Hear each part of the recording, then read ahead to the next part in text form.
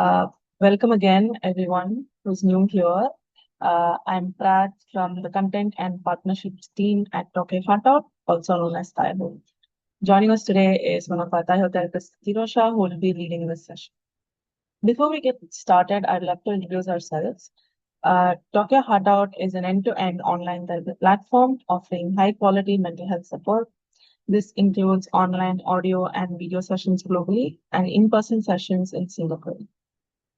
Since it's been around 2 months since the start of New Year, I'm pretty curious to know how many of us here have set a resolution or a goal in January. As for me, I tell myself I'll read 50 books every year, and somehow the habit tends to like disappear after a couple of months. And if you relate to that, you're not alone. Research shows that 88% of New Year resolutions tend to fizzle out by February. And that's why we thought it was important to talk about building habits that stick long term right now. Because willpower alone may not sustain habits, but rather they're built on systems, cues, rewards, and so much more that we'll be learning about today. We also thought that it was important to talk about habit building because in the long term, it helps with our well-being, productivity, confidence, and maybe even happiness and satisfaction in life. Next slide, please. Before we get started, I'd just like to share a little about the flow of the session. Therusha will start with a presentation, followed by which we'll open up the space for questions. Please feel free to drop your questions in the chat at any time. You can share your thoughts, feelings, any challenges you're struggling with. All types of sharings are welcome, and we'll try to address as many questions as possible at the end. If you prefer to share your questions anonymously, you can either use an alias in Zoom or please send your questions either to me or my colleague Mansa via the Zoom chat. We also have a couple of QR codes coming up at the very end, so please stay tuned until then. Next slide, please. Now, I would love to introduce Therusha, our speaker for today. Therusha is a therapist at Tokyo Heart Out who works with late adolescents, young adults, and adults. She has a master's in counseling and a master of science in psychology. Therusha helps clients with many issues such as childhood trauma, relational trauma, habit building, life transitions, perfectionism, and so on. We're really happy to have you here, Therusha, and with that, I'd love to hand over the stage to you. Thank you, Prat. Hello, everyone. Thank you for joining this webinar today.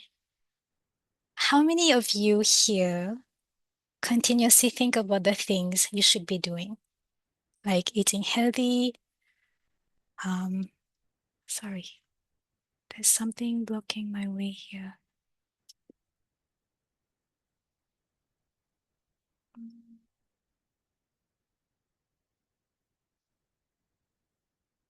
Okay, sorry, I have an issue with my. Okay, good. All right, so I'm going to start again. How many of you here today continuously think about the things you should be doing, like eating healthy, exercising, bookmarking the routine you want to do, learning this new skill? We know we want to do it, but knowing is not enough. Some of us are struggling to even start. Some of us have started a new routine, but struggle to make it a habit. Somewhere along the way, we give up or quit because it's too hard. Some of us have started a new routine, but struggle to make it a habit. Somewhere along the way, we give up, right? We start to believe that we are not good enough, that I am a failure, that I'm stupid, right? And I want to normalize these experiences because we all experience this at some point in our lives. Habits play a significant role in our lives, contributing to our health and well-being, personal and professional success. Whether you're looking to improve your productivity, health, or mindset, taking deliberate steps today can lead to lasting change. What if I tell you that it doesn't have to be so hard? Yes, creating a new habit or changing a habit is difficult, because there is a lot going on in the brain when this happens. But what if there are ways to make this process a little easier by having systems? So before we continue, I want you to take some time to reflect on these questions, to reflect on why you think you've signed up to attend this webinar. Reflect on what you have tried to change in your routine. What has worked? What hasn't? What are you struggling with? And as you reflect on these questions, jot down some key points in your notebook. And as we go through today's content and discussion, see if these questions have been answered. So I'm going to invite one of you. Does anyone want to share about why they are here today and what do you hope to get out of this webinar?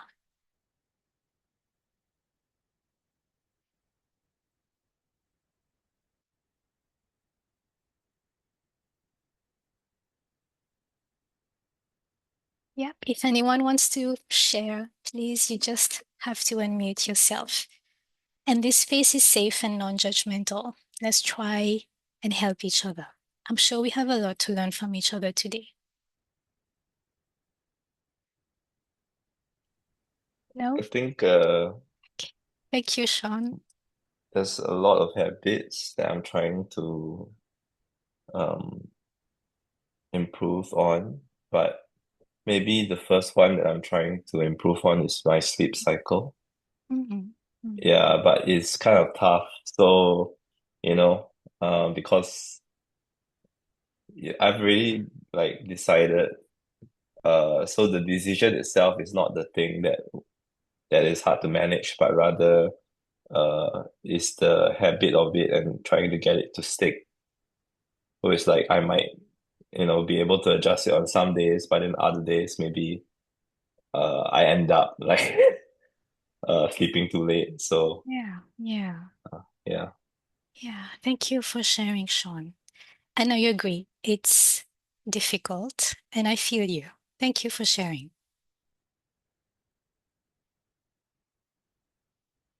Anyone else wants to share? We also Yes. have a couple of comments. I would like to share about the habit that I'm trying to like do consistently. Mm-hmm. Like I'm trying to like go to the gym like 3 to 4 times like a week. But sometimes I was just wasting my time doom scrolling, and then it was too late to go to the gym. And sometimes I was just lazy. Sometimes like I was busy with my work. So like I also going to the gym is like kind of my priority for me, but I cannot do it like consistently. Yeah, that's the issue for me now. Mm. Thank you for sharing, C. And I'm also looking at the chat. Thank you all for sharing why you're here today. So hopefully this webinar helps you to build systems so that you can start these habits and easily build those habits. Okay, so let's move on to the next slide. Oops. Okay, so what are we going to cover today? The first half of the webinar will be me covering these points, the psychology behind building habits. I'm going to talk about some science-based strategies to build habits, how to overcome setbacks, and why self-compassion is important. And the second half will be the Q&A. So if you have any questions as we go through the content, feel free to write them down in the chat or send them directly to Prat or Manasa if you want to remain anonymous. Okay, so what are habits and how are they formed? Think of habits as routines or behaviors that are learned through repetition and practice. As a result, they become automatic. That is, these behaviors are habitual and they happen unconsciously. Think about all the routines, behaviors that you do that are habitual. What comes to your mind? And please feel free to write them in the chat.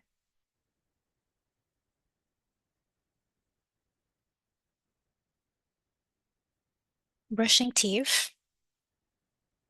Yes.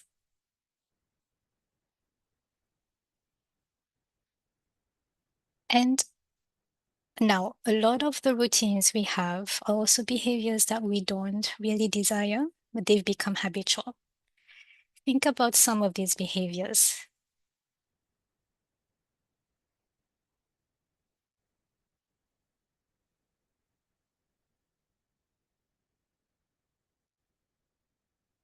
Now, the habit loop, as you can see the diagram on the slide, helps us to understand how a habit is formed in 4 stages: the cue, craving, response, and reward. So think of our sensory nervous system is constantly looking for actions that gives us a dopamine hit, the brain's reward chemical. Our brain is wired to seek pleasure. So what's happening is that when we perform a behavior repeatedly, the reward triggers a hit of dopamine in our neural systems. And the dopamine works to tie together the action and the satisfaction. The brain creates a connection between the behavior and the pleasure. And when repeated enough times, this loop strengthens the habit in your brain, making it easier and more intuitive. So here's an example of how a habit loop is created. So let's say you have an important exam coming up and you're trying hard to study, but you feel stressed. Your brain is craving for some relief. Then you take your phone and you start scrolling through social media. In the moment, there's a dopamine hit as you get to relax. Over time, as you feel stressed, your brain learns to associate the stress with scrolling through social media. And as you repeat this behavior, it becomes habitual. Your brain doesn't use mental energy for the behavior to happen. And we can use this to our advantage by using the principles of cue and reward to intentionally cultivate the habits that we want. So instead of reaching for your phone when you feel stressed and bored, you might replace it with a 10-minute walk or listening to an audiobook. The key to making this work is identifying the cues that trigger unwanted behaviors and replacing them with healthier responses that lead to positive rewards. Now, how do we know this works? How do we know this? How do these behaviors become automatic and habits are formed in the first place? According to neuroscience, our brain is flexible and has the ability to grow and change throughout life. As the behavior is repeated, new neural pathways are wired in the brain. It is possible to create new habits or change a habit, and this happens through neuroplasticity. Now remember that the habits we have formed, they are already wired in our brain. The neural pathways have already been created and they are our habit memories. They become our default pathways. That's why we easily fall back to old patterns, because they are our default. To create new habits or change habits, the brain literally needs to create new neural connections or override existing pathways. You cannot undo a habit that's in your brain because there are connections that have already been created in the brain, but you can overwrite it with a new desired one.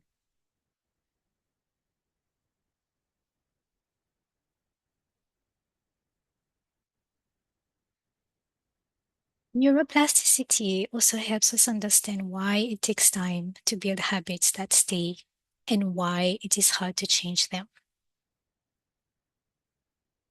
For example, if you want to stop eating potato chips whenever you're binge watching Netflix, if you have done this repeatedly, your brain is wired to reach for the potato chips the moment you start watching Netflix.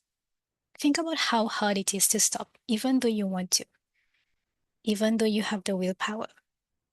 Changing this habit is hard because for change to happen, your brain needs to develop new neural pathways. So think about the times when you give up after 3 to 4 weeks. Forming new habits take around 18 to 254 days, according to the research, depending on what the new habit is. And some habits literally take 9 months to form.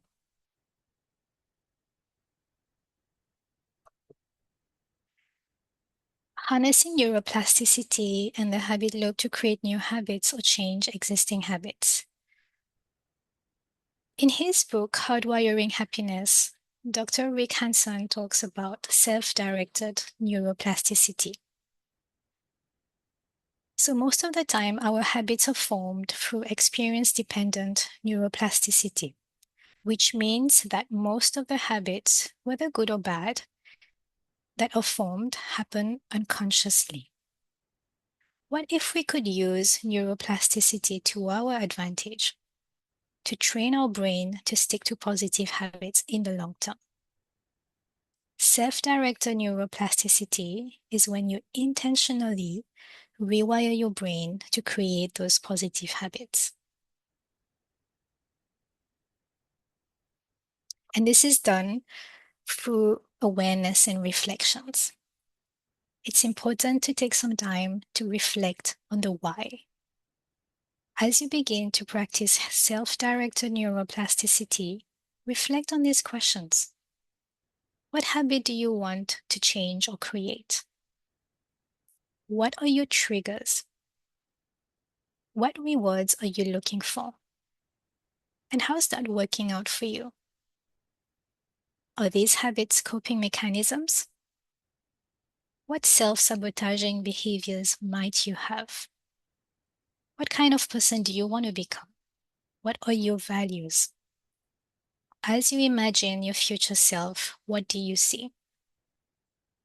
These questions will help you to gain more clarity on what needs to be prioritized and to take intentional and meaningful steps to be more aligned with your vision. And this will further increase your motivation. Anyone here wants to change? Sorry. Okay, we've already answered this question. So here, we're going to cover some science-based strategies to build new habits or break old ones. And the research says that these strategies help you to build or change habits and how to stick to them long term. The first one is to start small, to be clear and specific in the goals that you're setting for yourself. Having a goal that's big and not specific is only setting you for failure.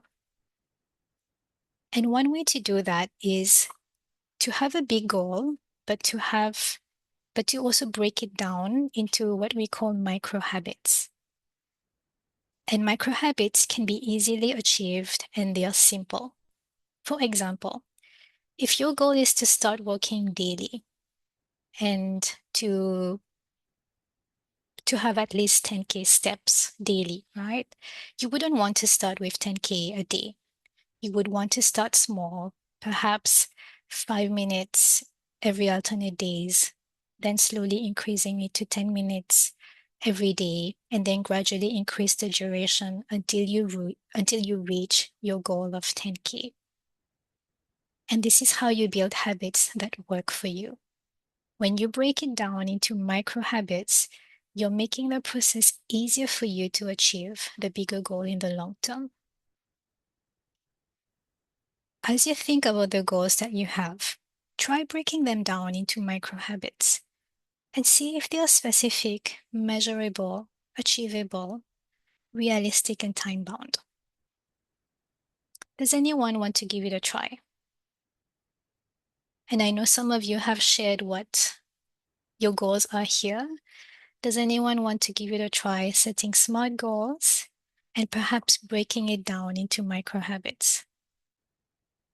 And if you want to share it in the chat, we can all help to give our inputs as well.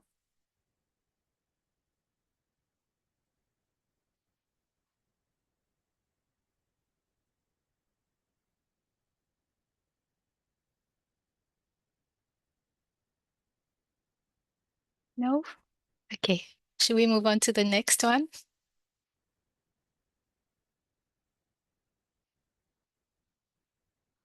Okay. The second strategy is swapping the habit. So swap the undesired response with a desired one. Building this system makes it easier to insert it in your routine. For example, if you want to stop drinking normal Coke or reduce your intake, then you can swap it with Coke Zero or tonic water. If you want to reduce your scrolling on the phone, then you can grab a book instead. If you want to reduce eating junk food, then you can swap it with healthy snacks. Have any of you tried this before? Knowingly or unknowingly using this strategy?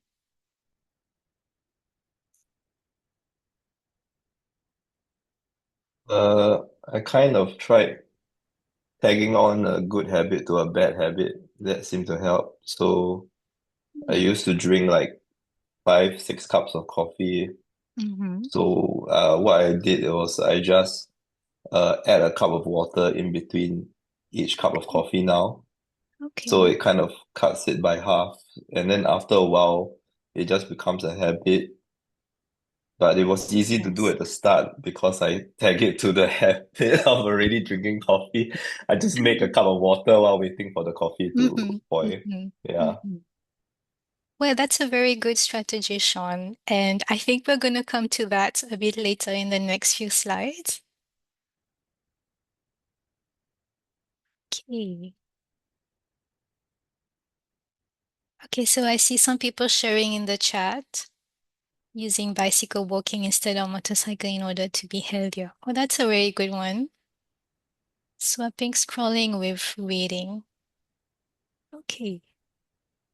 I try to like watch movies instead of scrolling TikTok because Mm-hmm. short form content are like it affect my attention span. So Mm-hmm. like movies or like series, they help me to improve my attention span.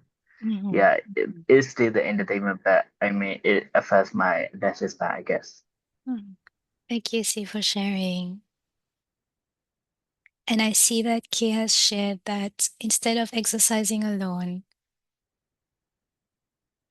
she found people to join her.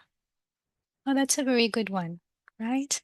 And that's how you are building systems around you to help you achieve the goal that you want to. Okay, let's move on to the next slide. Okay, so strategy number 3, and it's very aligned. I think it's very aligned with what Sean just shared a little earlier. So habit stacking is a technique where you pair a new one with an existing long-term habit. It makes it easier for you to do the new routine, and make it more lasting. And there's this author, James Clear, and he talks about habit stacking in his book, Atomic Habits. I'm sure a lot of you have come across this book, right? So think about your goals, habits that you want to create. What could you pair them with? What is your anchor habit? And I've provided some examples here. If you want to read more, then pair it with having your morning coffee in the morning, which is your anchor habit. If you want to introduce mindfulness daily to your routine, then you might practice it before you go to work. If you want to listen to podcasts, then you can do that while you go for your morning walk. Or if you want to be more regular with taking your supplements, then you can just pair it with having your morning coffee. And this works because you're using the anchor habits that already have a strong neural pathways in your brain in your advantage by attaching a new one to it, and higher chances of you sticking to these new habits because your brain doesn't need to do much work. The momentum is already there. What is important here is choosing the right cue so that you are successful in implementing it. So James Clear shares an exercise in his book to help guide you in choosing the right cue to insert the new habit you want to create. First is listing down the daily habits you have that you never feel like doing. For example, taking a shower, or having your morning coffee. And second, write down all things that happen to you each day without fail. For example, receiving a text message. Then look at the list and think where is the best place to insert these new habits you want to build.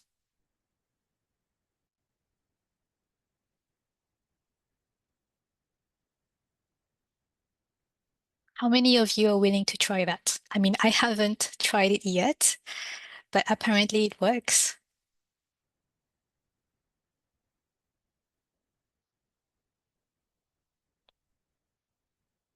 So, like, what would you suggest if we want to try this, let's say for like sleeping earlier? Sleeping earlier. What systems can you build around you that will help you to achieve that?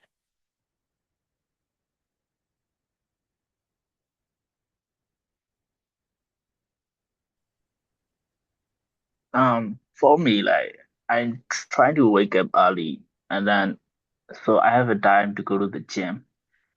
So it's like wake up early and go to the gym, so I can start to those two habits. But I do not consist. I wake up early and go to the gym also. So yeah, I'm not sure it count as like sticking habits or like I don't know. I mean, one of the anchor habit needs to be something that you do regularly, Mm, right? And then it's easier yeah. for you to do the new behavior that you want to do. Does that make Mm. sense? Yeah. Yeah, it makes Mhm. sense. Mhm. Okay.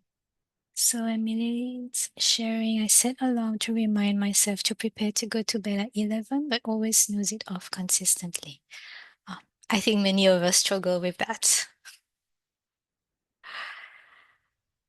Okay. I mean, if you want to read more about habit stacking, you can always read his book, Atomic Habits. I think he talks more about it in his book. Okay, the next one is create a plan, make it convenient. So have a plan to help you achieve your goal. For example, which days do you want to go to the gym? What are the timings that's convenient for you? Is it before work? Is it after work? What will you be wearing? If you want to eat healthy, plan the days you will go grocery shopping, plan the days you will cook. What will you make? What kind of protein do you want to add to your diet? Having a plan makes it harder to deviate from the new habits that you're trying to build or change. Now, the if-then planning is a powerful technique for habit formation. The research shows that you're more likely to meet your goals when you set specific plans. And when you have a if-then plan, you have a game plan when things don't go your way, because there will be days like that, and you can still remain consistent. It's a system that works because you're prepared if plan A, B, or C doesn't work, and it helps to reduce the decision fatigue as well. Can you think of any example that may apply for you based on what habits you want to change or create? What are some hurdles to reach these goals? And what's your backup plan? Like for myself, when I'm having a busy day, I cannot go to the gym, then I will think of going for a short walk. Even if it's just 10 minutes, 15 minutes, that's good enough. The goal is really to be consistent. Anyone wants to share?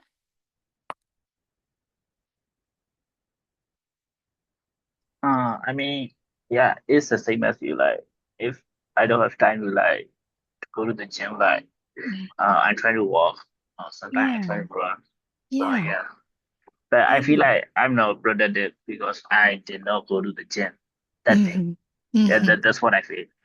Okay, okay. Yeah, But when you go for a short walk, do you feel good that you managed yeah, to move your body a little? yeah. I mean, I feel better, but Yeah, I yeah, still feel guilty because I did not go to the gym. yeah, Yeah, yeah. I mean, we're gonna talk about that, yeah. right? Sounds like you're being hard on yourself here. Yeah, really. Okay. All right. The last strategy we're going to talk about is design your environment to make it more successful. So organize your space so that it's easier to reach your goals. Add or reduce friction. So think about if you want to build good habits, right? Reduce the friction to make it easier to build those habits. For example, placing your vitamins next to the coffee machine. And for bad habits, you want to increase the friction, making it harder to reach them. Replace the unhealthy snacks with healthy ones. Remove the things that you don't want to be doing. If you want to reduce sweet drinks, make it harder for you to access them or remove them from the pantry altogether. Knowingly or unknowingly, has anyone tried to do this?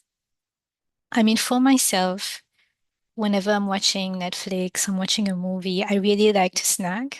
So what I've done is stop buying snacks. And that's easier because when I have those cravings and I'm looking for something to eat, there's nothing unhealthy in my fridge. What have you tried? I'm very curious to know.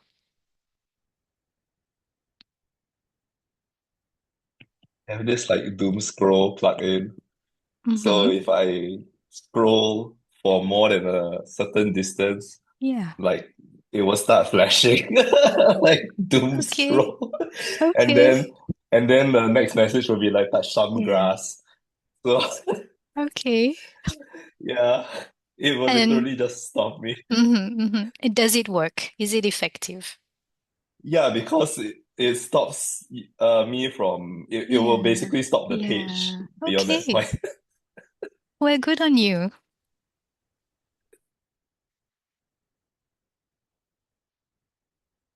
Okay.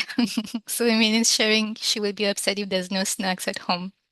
Well, I am upset when there's no snack at home, but then the next day I feel good. All right. So what can help with the process, right? As you do the routine, reflect on how does the new routine feel for you? How do you experience that?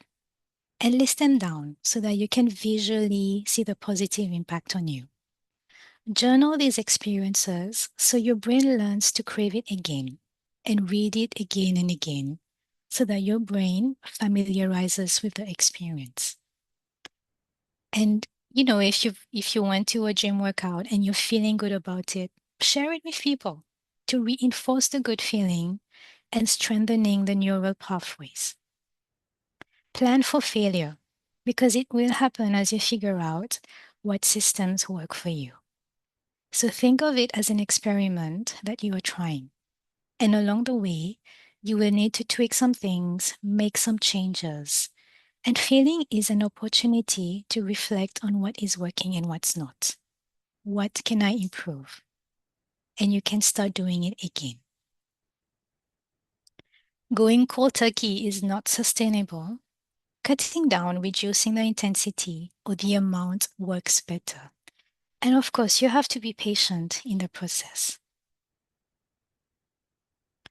Overcoming setbacks.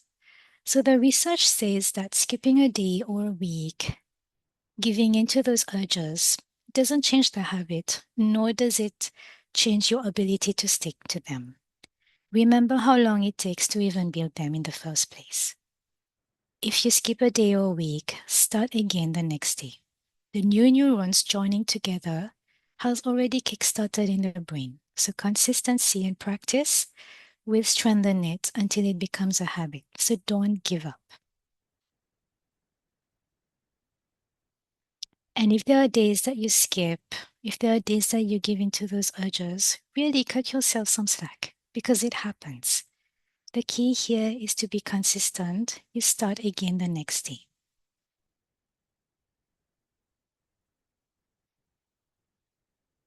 Now, what can make it easier as we create or build habits is to have self compassion. So think of self compassion as comprising of three core ingredients: kindness, mindfulness, and humanity. So self-compassion means being kind and understanding towards ourselves when we feel inadequate instead of self-criticism. Saying kind words to ourselves like we would to a friend. This helps us create more space to think about how to navigate this situation. An example could be, may I forgive myself and do better in the future. May I accept myself as I am. Self-compassion is also rooted in our common humanity, reminding yourself that there's nothing wrong with you and you're not alone. It's part of being human. I'm not alone. We all struggle at times. And it's also about being aware that you're struggling as you build those habits or change them. It is difficult in this moment as I struggle to go to the gym consistently. How do we respond to mistakes? Most of us are likely to criticize ourselves when we fail or make a mistake. Why do we end up judging ourselves? That's how our brain copes. When we make a mistake or fail, we go into a fight-flight freeze to avoid the pain, the shame, and embarrassment that surfaces. However, self-criticism doesn't help us. It only reinforces the shame. Having self-compassion changes the narrative we tell ourselves. And using this moment as a learning opportunity, making space for change to happen and reaching the goals we've set. When we are kind, provide the tenderness and acknowledge that it is human to make mistakes. It creates space for change to happen and makes it easier for us to stick to the goals. So how can we start being compassionate towards ourselves? When you notice that you're struggling with the habits you are trying to build or change, and you feel distressed and you start noticing the critical thoughts, the judgment, ask yourself, what would I tell my friend if they were in the same situation? Or what would my friend tell me in this situation? Then say that to yourself. So I want to ask you all here, think about a time when you failed. What did you tell yourself? Were you self-critical? Were you judging yourself? Or were you kind to yourself? Think about the words. Think about the things you said to yourself.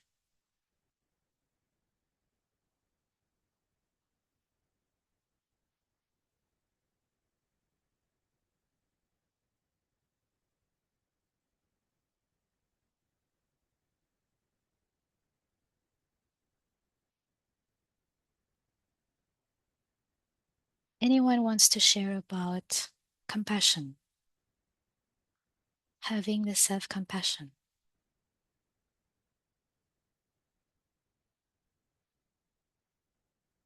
Does anyone want to share about how they were very hard on themselves when they failed or things did not go their way? How was that for you?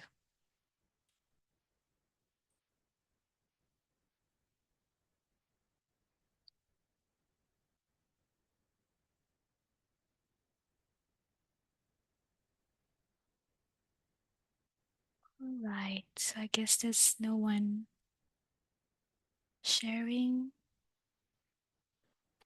Okay, so I've added some references here if you want to read more about building habits, about self-compassion.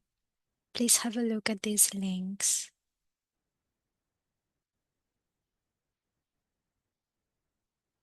Okay, so I do see some people sharing self-criticism.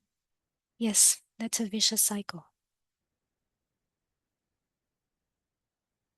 Yeah, I think we do that. And remember, that's how our brain is coping.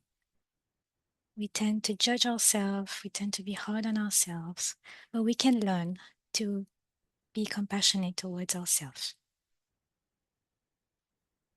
I have a question Mhm. regarding that because I think most people most people will feel that way, Yeah. especially when we don't do like the habit we want to do. Mhm. But you were saying that our brain does that to cope. Yeah. And that's the part I'm curious about. Like, Mm. how does being hard on ourselves be a way for the brain to cope? Like, why does it do it? So think about how evolutionary, when we sense danger, we go into a fight, flight, freeze, right? If there's danger around us. And when we fail, when we make a mistake, the problem is us. It's not something in our surrounding. So how does the brain cope? Is by judging ourselves, is by having this self-criticism, right? And the reason why we do that is to really, the brain is trying to avoid feeling the shame, the pain that comes along with it, right? So that's the default, right? But we can learn to be self-compassionate. We can learn to reframe what we tell ourselves. We can learn to be kind to ourselves. And this is possible because of neuroplasticity. Does that answer your question? Yeah. Kind of. Though Okay. I'm a bit confused by Hmm. the answer. So, because you're saying it is hard on ourselves to lower the Mhm. shame on ourselves because it's putting the fault on ourselves in that sense. As in, when we make a mistake, when we fail, right? Our brain, unconsciously, our brain is going into a fight, flight, freeze, right? And because the problem is us, because we are the one who made a mistake, right? So we attack ourselves. We go inwards. Does that make sense? And Yeah. how do we cope? Is we judge ourselves, we become critical, and we do that because there's a lot of shame, right? And that's our default, and that's why we find ourselves doing that. But what I'm saying is that we can change that. We can change that by learning to be kinder to ourselves, because everyone makes mistakes. We are human beings, we make mistakes. How can we be kind to ourselves so that we can have the space to learn how to address this, how to be better? Yeah. Okay. Thank you, Sean. Okay, so I guess I'm just going to let Pratt facilitate the Q&A. Yeah, thank you so much, Hiroshi. That was a really insightful presentation, and I'm sure a lot of us are burning with questions on Yes. specific habits that we want to build and challenges that we're facing. So we can get started with the Q&A section. Please feel Mhm. free to drop your questions in the chat, or you can unmute yourselves and ask your questions directly. Just as a reminder, if you want to stay anonymous, you can change your name on Zoom, or you can send your questions either to me or my colleague Manasa on Zoom chat. I do want to answer Emily's question in the chat. So she's asking, the way out is self-talk, positive talk. So self-compassion is very different to positive talk. So what we are doing here when we are self-compassionate is we are acknowledging that we are struggling in this moment. It's painful when we fail, when we make a mistake, and we are saying that it is very human to do that. Can we be kind to ourselves in this moment? And you will notice that it's very different to positive talk. I hope I've answered your question, Emmeline.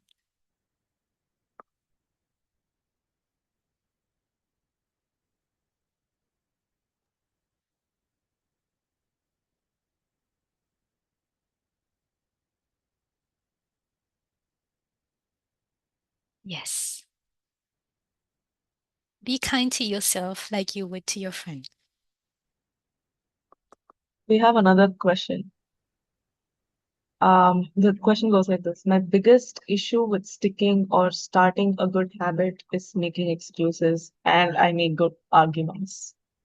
So how do we get out of that? Like, I feel like it's something that, like we're trying to stop ourselves from doing Yeah. something, but then we still want to build the habit. Well, David, perhaps you can reflect on what's stopping you. Is it fear? Because when you say that you make excuses, I think that's your inner critic speaking here. I think it's hard to start a new habit, and most of us have a lot of fear, right? About starting something new, right? Can you be kind to yourself as you try this new routine? Yeah. And even if you don't feel ready, even if you don't feel you're fully prepared, you might as well start and see how that works out for you. And I think what can help in the process is the reflections. Let me open the slide again on these questions here. I think these questions might help you in the process to think about what you want in the long term, what you imagine your future self, what are your values, and what kind of person that you want to become. I think this will help you in the process.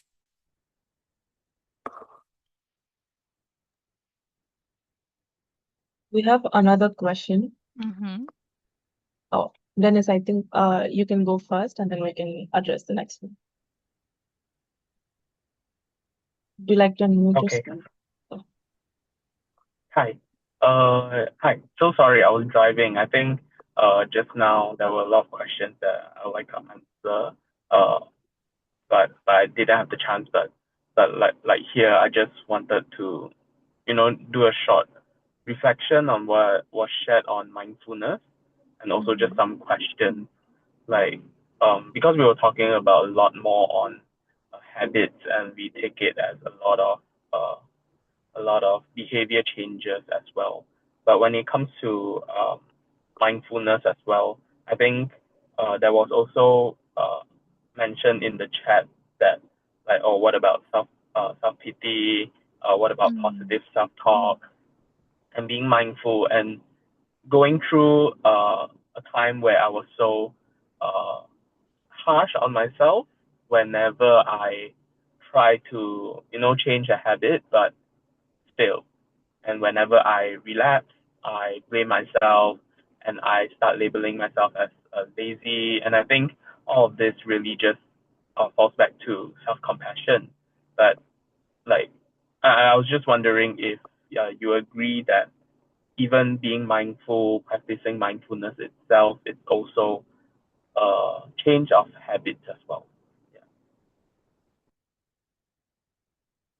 Well, when you start practicing self-compassion, you're also teaching your brain to do that, right? And when you start to practice it and make it part of your routine, your brain is learning to rewire as well, right? So let's say you keep telling yourself, I'm a failure, I'm not good enough. Then there's this neural connections that's happening in the brain. And the more you tell yourself this, the more it's reinforced. When you change the narrative, when you start being kinder to yourself and telling yourself that it's okay, can I hold to this with kindness and care, right? You're changing the narrative in your brain. You're creating new neural connections in the brain. And when you do that, it makes it easier for you to navigate the situation. Because when you're kinder to yourself, you have more space to look at it as a failure. What can we do about it? How can I be better about it? Yeah. Does that make sense? Have I answered your questions? Yeah, absolutely. Thank you so much. Thank you. We have another question. I know we've been talking a lot about building habits, but I think this one is more about unlearning a negative habit. The question goes like this. What if I unconsciously build a negative habit, but I don't actually acknowledge it as a bad habit because it makes me feel good or comfortable about myself?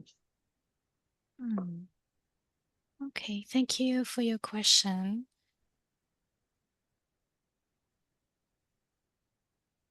Okay.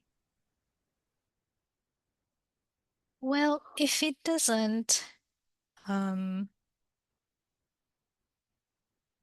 mean, when you say that you don't acknowledge it as a bad habit, does this mean that you're okay with having this habit in your routine?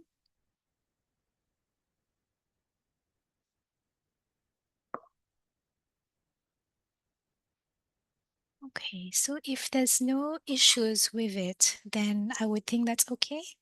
I think it goes back to these questions again, whether they're aligned with the person that you want to become. Are they aligned with the values? Are they aligned with what you imagine your future self to be?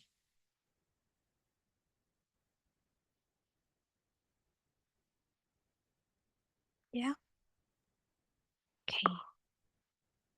They've also mentioned that, giving more context, that the habits are likely affecting other people negatively.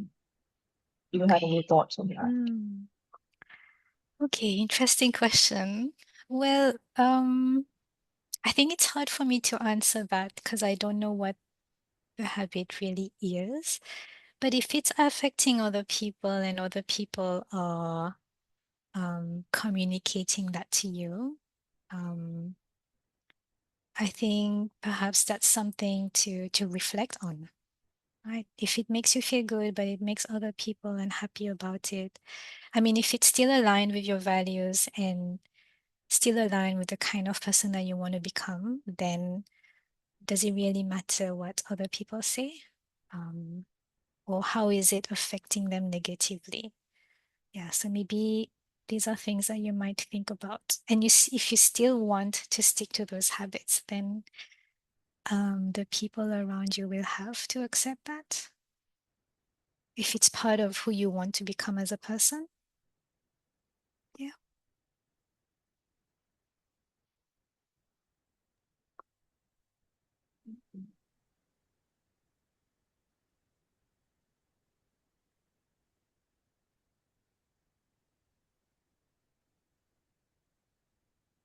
We also had another question early on about how about self-pity?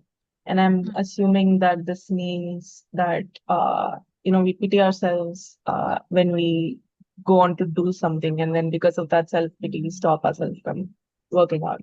So like I want to exercise, but then I'm just pitying myself that I don't want to work hard for it, and I stop the exercise. I'm assuming that's what the question is about. And Emily, please correct me if I'm wrong. But do you Well, have any thoughts on that? I think it's a common misconception. And I think self-pity is very different to self-compassion. Because with self-compassion, you are acknowledging what you are feeling and what you're struggling with in the moment, but you're also being kind to yourself, right? And self-pity is different.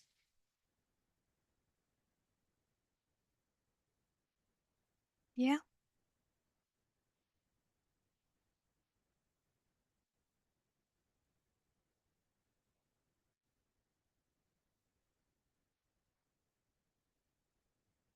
I mean, the way I think of self-pity is will be things like, it's not fair, or why me? Why is this happening to me? Right? And when you have self-pity, you don't really have the space to think about how you can grow in this moment. But when you have self-compassion, you are making space for growth to happen. What can I do about this right now?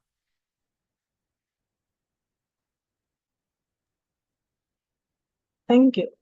We have another question that was sent to me, so I'll just ask it anonymously.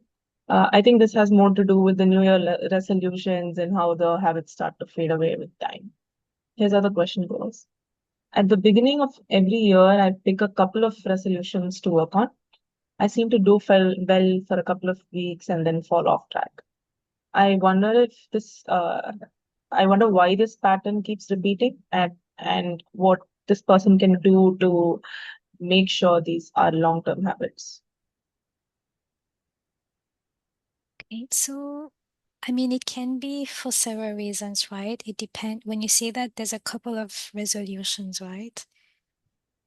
How many have you set to begin with, right? And the ones you've set, how realistic are they or how achievable are they, right? And we've talked about how long it takes for a habit to be formed, right? The research says that it's between 18 to 254 days, depending on how big or small it is. Now, one of the things that you can do to ensure long-term habit is to start small, again, to break it down into micro habits that are achievable, that are simple, and then you can gradually increase their scope.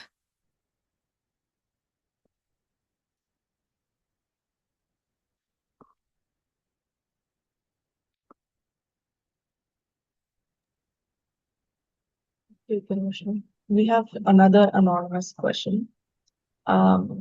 This has more to do with procrastination and something that we also saw someone else mention in the chat about laziness before. His other question goes, I know what I should do and want to do, but I keep procrastinating. I think about it and ruminate, but can't get into action. I keep saying I'll start it later. And then I feel guilty, anxious, and ashamed of not being able to build a habit. How can I get out of this loop and actually start now? I think there are like three layers to this. One is that they feel like they're procrastinating a lot, and the procrastination leads to these negative feelings of guilt and shame, and they're also unable to get into action. So, do you have any suggestions for them? Okay. I mean, what I'm thinking is, what's blocking you to start right away in the first place, right? What is it that you're anxious about? Are the goals too big? Is there something stopping you? Reflect on the why and go back to the awareness and reflection questions, right? What are you trying to avoid, or what are you worried about? And I just remembered James Clear in his book Atomic Habits. He talks about this strategy that he calls Seinfeld strategy, SEINFELD, on how to beat procrastination.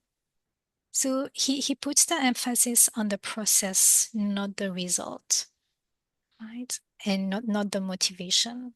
And he talks about not breaking the chain once you start.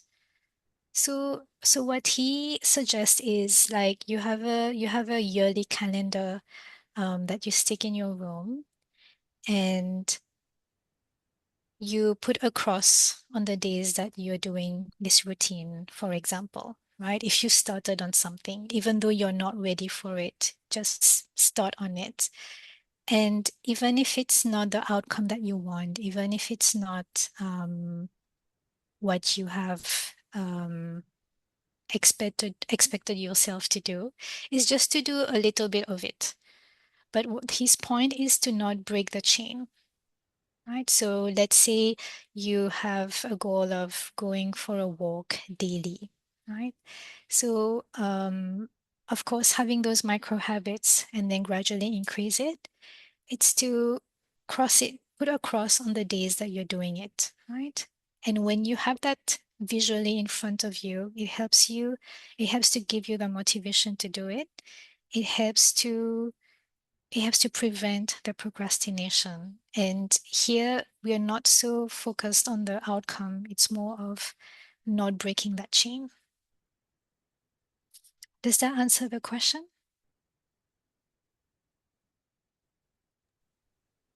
Thank you, Terusha. I think we can take one final question before we wrap up if we don't have more questions coming in.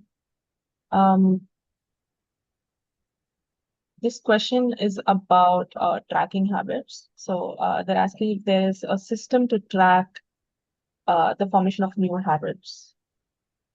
Okay. By the way, tracking habits is one of the strategies as well that you can use to stick to those habits in the long term. So what I can think of that comes to my mind is using phone apps.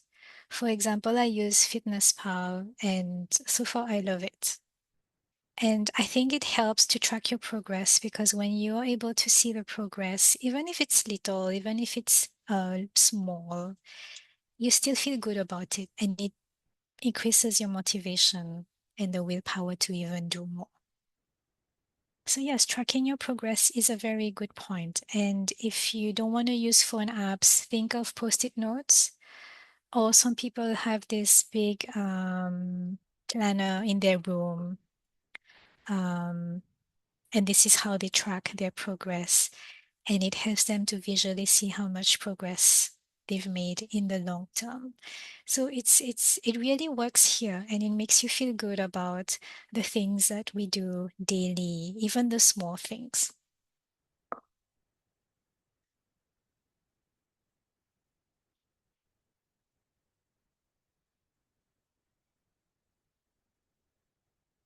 Okay, so Kay has shared, I did a mind map at the beginning of the year and put a bunch of bigger goals. Then I made a smaller bingo board, which contained bite-sized, tangible things from those goals.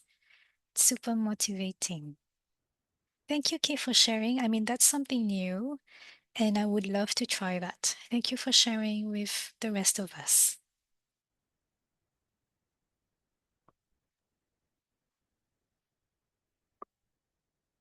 Okay, Teerousha, I think we can wait for a couple of seconds.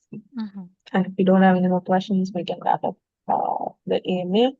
Please do stay tuned until the end. We have a couple of QR codes coming up for the next AMA, and also a feedback form.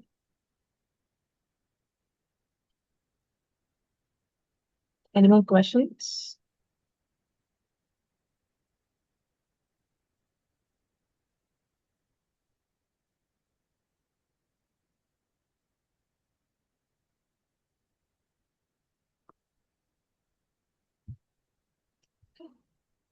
I think we can wrap up the session. Thank you so much for taking your time to answer all the questions, Teerousha, and thank you so much, everyone, for asking the questions. They're all very relatable and very helpful. I'm sure we all learned a little bit from each other. Can you go to the next slide, please? Yes.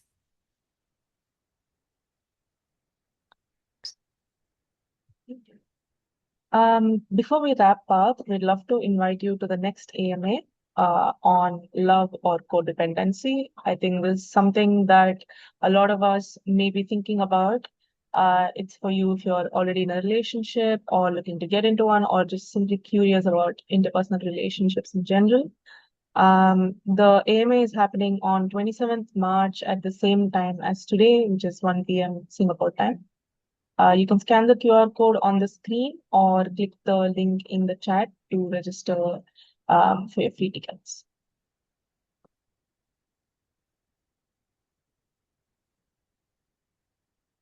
Next slide, please.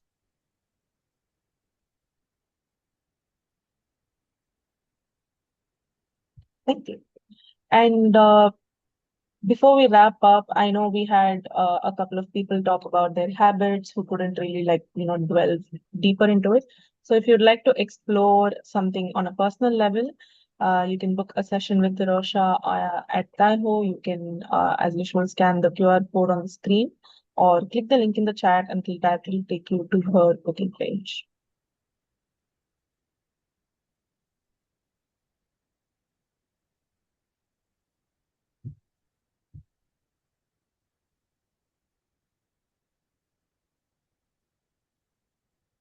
Next slide, please.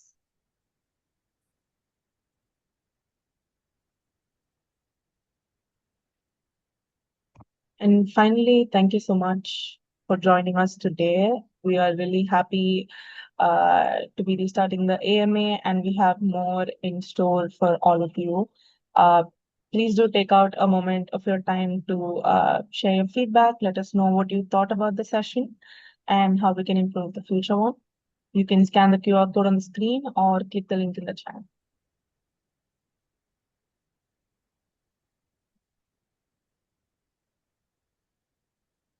Thank you again, everyone.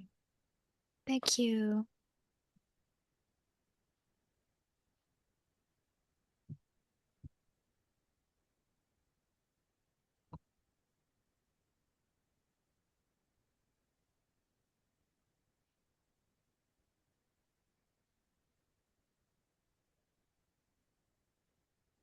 Thank you for joining us.